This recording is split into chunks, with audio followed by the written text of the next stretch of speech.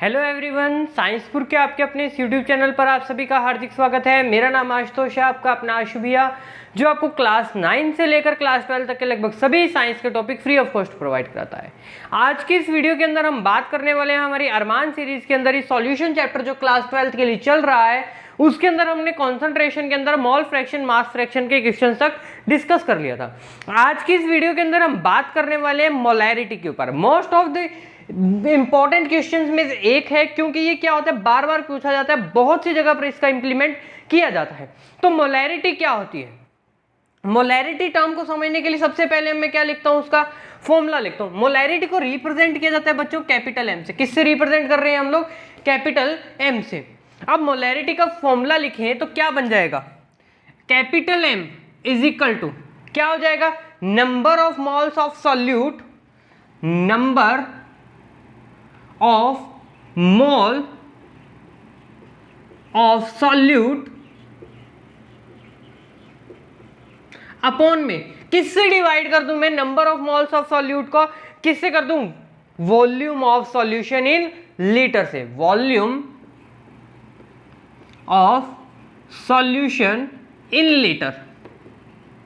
हमेशा याद रखना किसके अंदर लिया जाता है? वॉल्यूम लीटर के अंदर लिया जाता है। लीटर के अंदर भी अगर कुछ ना दिया हो तो वहां पर आप 1 लीटर सपोज करोगे। ठीक है बच्चों, चलिए अब अगर इसकी डेफिनेशन लिखना चाहूं तो क्या होगा? Molarity of a solution is defined as, molarity of a solution is defined as number of moles of solute present in, किसके अंदर प्रेजेंट होंगे?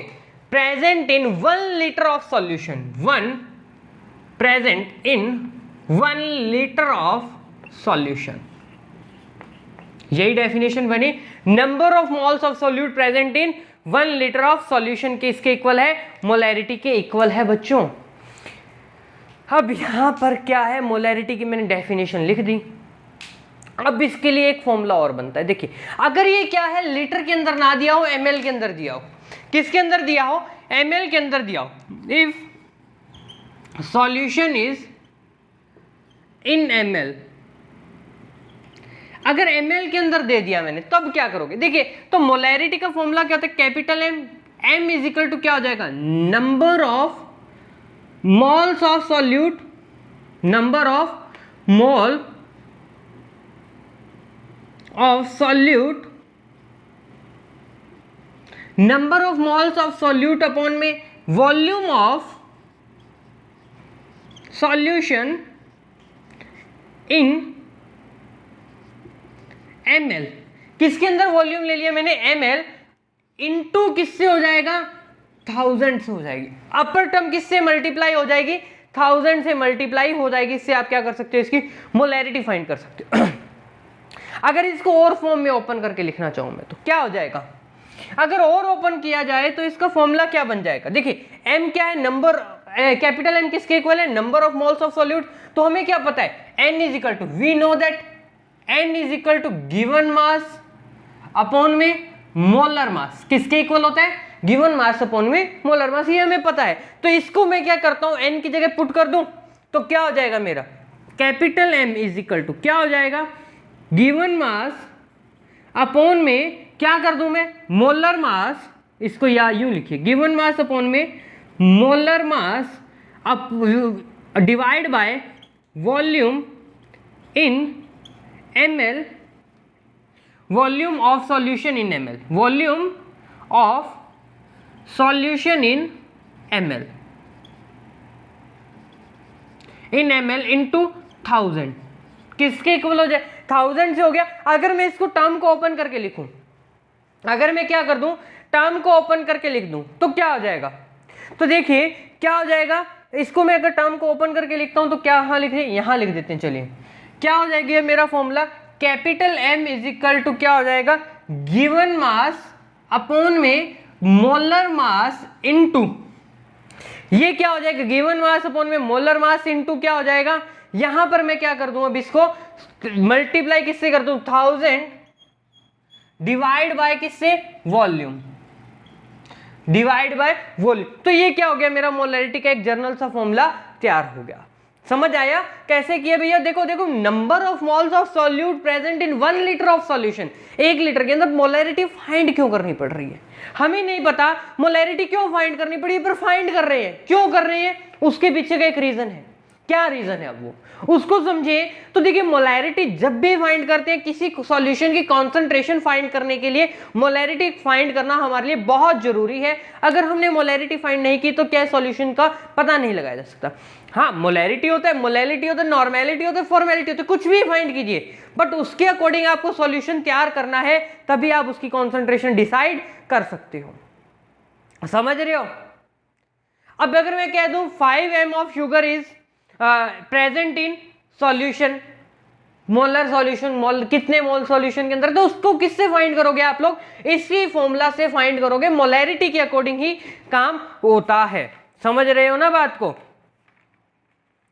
चलिए, अगर मोलैरिटी को मुझे किसकी फॉर्म में रिप्रेजेंट करना हो, स्ट्रेंथ की फॉर्म में रिप्रेजेंट करना हो, नोट डाउन कर लिया होगा, molarity in the terms of strength. तो इसको मैं रब करता हूं, देन इसके बाद आगे बात करते हैं हम लोग।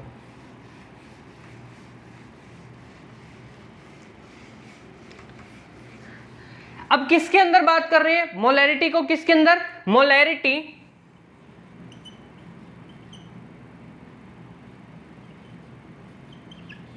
मोलैरिटी इन टर्म्स ऑफ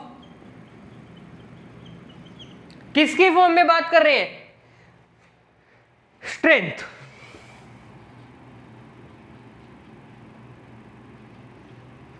किसकी फॉर्म में बात कर रहे हैं, स्ट्रेंथ की फॉर्म में बात कर रहे हैं। अब अगर स्ट्रेंथ की फॉर्म में बात कर लें तो कैपिटल एम क्या हो जाएगा, strength in gram per litre upon में molar mass of solution in gram mole inverse.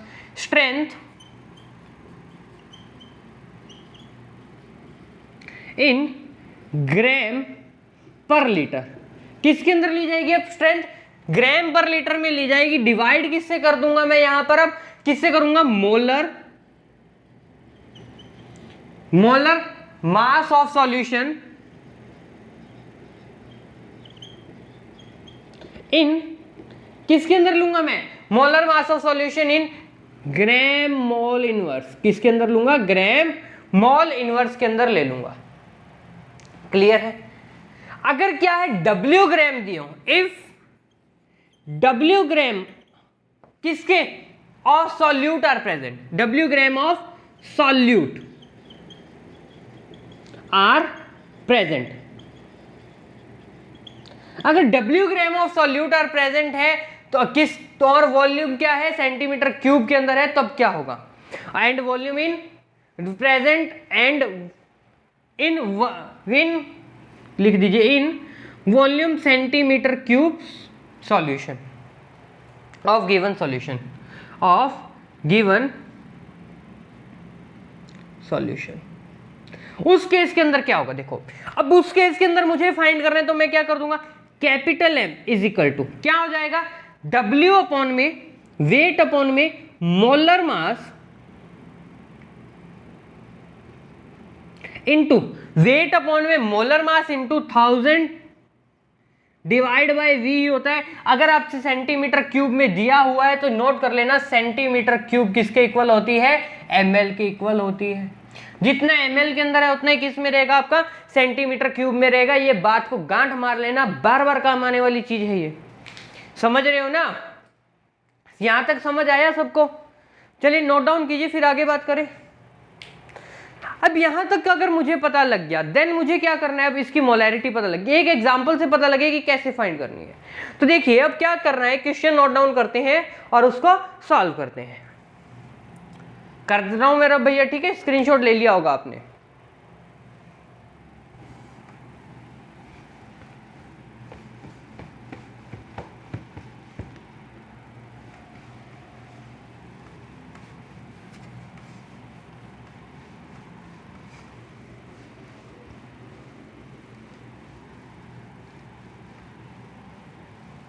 यहां पर आपको क्वेश्चन लिखा दिख रहा है, क्या है क्वेश्चन, 9.6 ग्राम ऑफ H2SO4। सबसे पहले आप लोग लिख लीजिए गिवन क्या है आपके पास, गिवन क्या क्या किया हुआ है, 9.6 ग्राम H2SO4 सल्फ्यूरिक एसिड के दिए हुए हैं, और वॉल्यूम वाटर कितना है, H2O कितना है आपके पास, H2O है आपके पास 2 लीटर।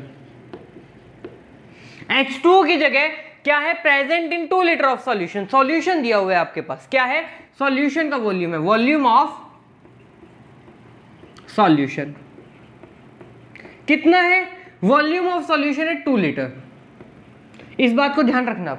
सबसे पहले मुझे क्या फाइंड करना पड़ेगा, molarity, number of moles. Molarity का फॉर्मूला क्या होता है, एक तरफ नोट करते जाओ सारे फॉर्मूलाज, जब भी क्वेश्चन करने लगो सबसे पहले फॉर्मूलाज नोट करो। Number of moles of solute capital M is equal to number of mole of solute upon में volume of solution in litre, यही होता है फॉर्मूला। तो सबसे पहले मुझे किसकी रिक्वायरमेंट है, मोल गिवन की हुई है मेरे पास, सबसे पहले मुझे मोल फाइंड करने, फिर क्या फाइंड करनी है, कैपिटल M फाइंड करना है। तो सबसे पहले क्या करूंगा मैं, N फाइंड करूंगा। क्या फाइंड करूंगा, N। N is equal to क्या होता है, गिवन मास अपॉन में molar mass, given mass upon में मोलर मास। यहां से मुझे मोल्स मिल जाएंगे, तो क्या हो जाएगा मेरे क्वेश्चन के अंदर 9.6। सबसे पहले मुझे मोलर मास किसका फाइंड करना पड़ेगा, H2SO4 का। मोलर मास ऑफ H2SO4 किसका फाइंड कर रहे हैं, H2SO4 हाइड्रोजन कितने पर है, 1 पर, 1 इंटू 2 प्लस क्या है सल्फर, टोटल इसका हो जाता है 31 होता है, शायद सल्फर का 31 होता है, हाँ 31 प्लस ऑक्सीजन का है 16 इंटू 4, टोटल कर लो कितना हो रहा है, कितना आता है 98 आता है भाई, देख लेना 98 ही होगा, चेक कर लेना आप लोग, कितना है 98 है। मेरे पास मोलर मास आ गया 9.6 डिवाइड बाय 98, 9.6 डिवाइड बाय 98। अगर मैं इसको पॉइंट को रिमूव करता हूं तो क्या आ जाएगा 10, तो क्या हो जाएगा 96 बाय 980, ये तो आ गया आपके पास मोल। इसको यूं ही पढ़ा रहने दो, क्यों सॉल्व करना अभी, क्यों दिमाग लगाना। अब दूसरा फॉर्मूला क्या है, मोलैरिटी का। तो क्या है molarity, molarity is equal to given number of moles of solute, कितने नंबर्स हैं 96 बाय 980, यही है, इनटू क्या हो रहा है यहां पर, कुछ भी नहीं है तो एक बार इसको 1 मान लो, इसको मान लो 1, या कुछ भी नहीं रख रहे तो ठीक है, इनटू क्या हो जाएगा volume of solution in litre, कितने लीटर है 20 लीटर है, कितने लीटर है, सॉरी 2 लीटर है, कितने लीटर था 2 लीटर था। अब इसको कट हो जाए तो कट कर लीजिए, 2 से डायरेक्ट कट हो रहा है एक बार तो 40 and 4 8 48, अभी भी कट हो रहा है ये 2 पे 24, कितने हो गया 490 490, अभी भी कट हो रहा है 12, और ये कितना हो जाएगा, अभी कट हो रहा है 245 245, 12 डिवाइड बाय 245, इसको जब फाइंड कर लोगे तो आपकी मोलैरिटी आ जाएगी आपके पास। समझ रहे हो क्वेश्चन को भाई, समझ आया ना, कितना काम करने के बाद आपके पास क्या आएगी, आपकी मोलैरिटी आएगी। समझ गए, चलिए एक क्वेश्चन और कर लें अलग टाइप का थोड़े से, फिर इसके बाद क्या करते हैं, मोलैलिटी के ऊपर या नॉर्मेलिटी के ऊपर मूव करेंगे, आपके ऊपर है भाई। देखो जितनी बार क्वेश्चन करा रहा हूं बच्चों, उनके साथ साथ फॉर्मूलाज लिखना, फॉर्मूलाज नहीं लिखोगे तो भूल जाओगे। फॉर्मूलाज बहुत जरूरी है बेटा, फॉर्मूलाज तो हद से ज्यादा जरूरी है आपके लिए।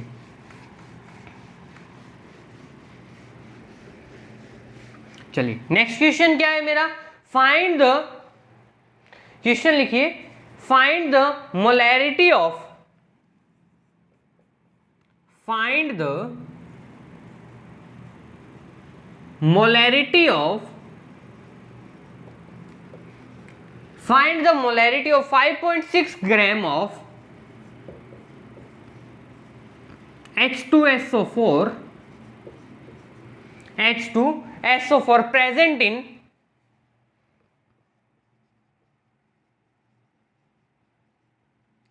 500 centimeter cube solution, 500 centimeters cube solution। अब मोलैरिटी फाइंड करनी है मुझे। सबसे पहले तो क्या काम करूंगा मैं, यहाँ पर मेरा फॉर्मूला लिख दूंगा, क्या होगा, capital M is equal to, एक फॉर्मूला लिखा था W by weight by molar mass into 1000 divide by volume, यही फॉर्मूला लिखा था हमने, लिखा था भाई, यही था हमारा। अब यहां पर क्या है, नंबर ऑफ मोल्स चाहिए मुझे सबसे पहले तो, आई एम राइट, तो मैंने मोल्स की जगह यही लिख दिया। अब मैं क्या करता हूं, इसकी जगह इसकी वैल्यूज पुट कर देता हूं। W कितना है मेरे पास, 5.6 ग्राम है, अपॉन में मोलर मास कितना है मुझे पता है 98 होता है। अब 98 है, मल्टीप्लाई किससे हो रहा है 1000 से, डिवाइड किससे हो रहा है 500 से, ये आ गया 2। अभी भी कट हो रहा है तो कट कर लीजिए, ये आ जाएगा यहां से,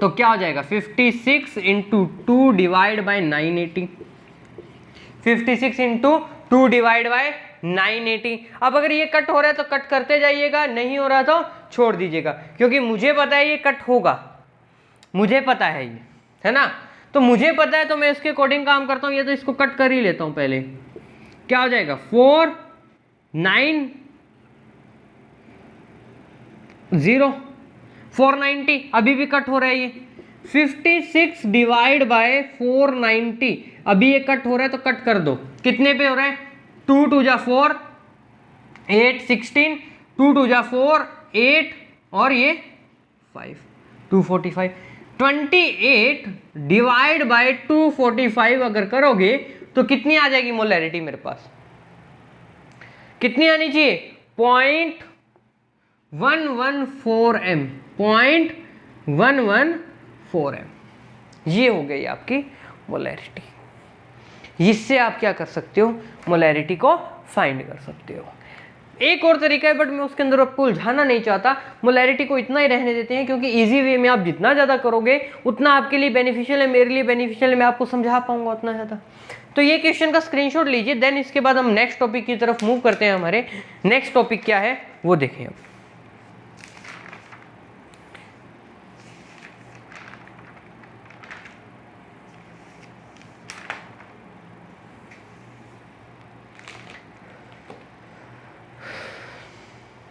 हो गया बच्चों स्क्रीनशॉट, चलिए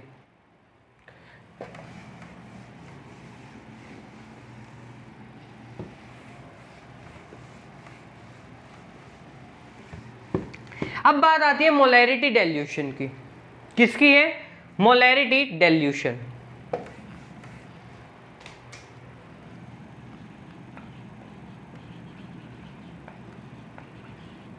molarity of dilution,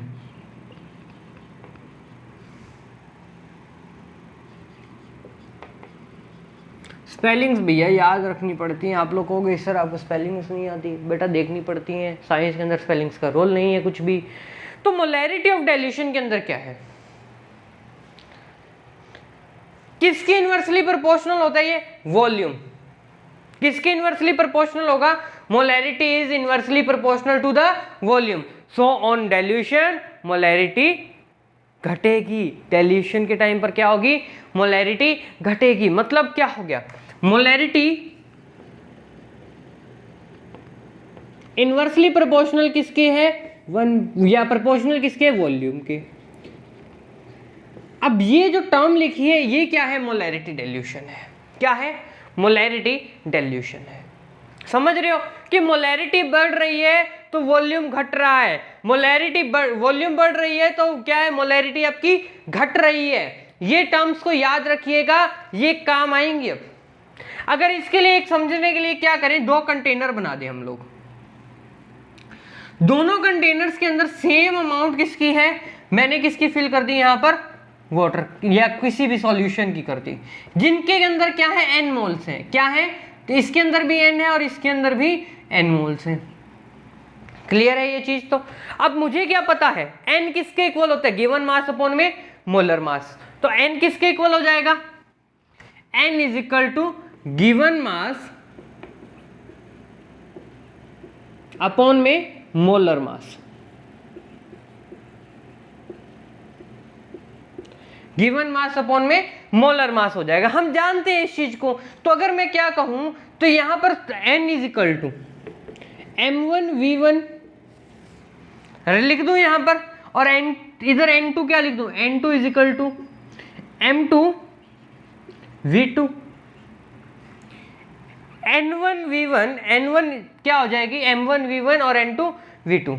N is the same in the both cases, N की वैल्यू, सॉरी यहाँ पर N1 N2 नहीं है, N ही है। N क्या है, दोनों के अंदर कॉमन है, तो क्या लिख सकता हूँ, M1V1 is equal to M2V2। क्या लिख सकता हूँ मैं यहाँ पर, M1V1 is equal to M2V2 लिख सकता हूँ। कि मतलब कि कितनी अमाउंट के अंदर मिक्स करूं कि वॉल्यूम दोनों का मास और मोलैरिटी और वॉल्यूम क्या आ जाए, इक्वल आ जाए, उसको डाइल्यूट कर दें। ठीक है, चलिए क्वेश्चन करते हैं, इसको नोट डाउन कीजिए, देन इसके बाद एक क्वेश्चन करते हैं।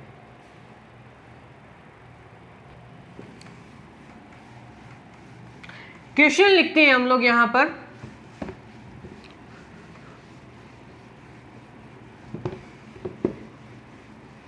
क्वेश्चन देखिए, how much volume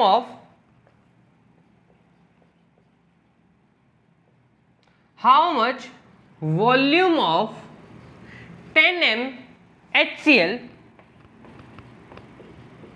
required to 10m HCl dilute, 10m HCl should be diluted, लिखिए should be diluted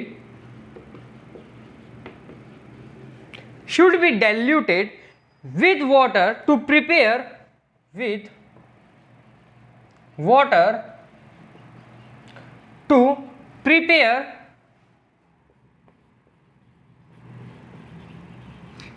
करने के लिए, prepare 2 litre of solution, 2 litre of 5m solution या 5m HCl।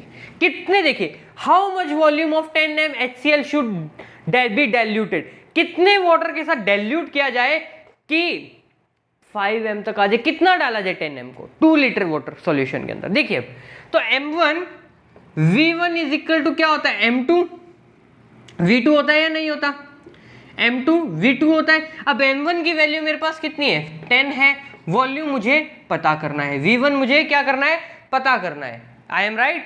और M2 की वैल्यू कितनी है आपके पास, 5 है, वॉल्यूम कितना है, 2 है, तो क्या हो जाएगा, V1 is equal to 5 into 2 divide by 10, कितना आ जाएगा, 1, कितना आ जाएगा, 1 लीटर की रिक्वायरमेंट है।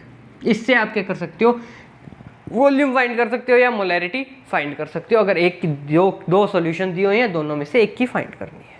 समझ आया यहाँ तक का, अच्छा सा टॉपिक था ना। चलिए अब हेडिंग लगा लीजिए, मोलैरिटी ऑफ ए मिक्सचर। क्या हेडिंग बनती है मेरी, मोलैरिटी ऑफ ए मिक्सचर।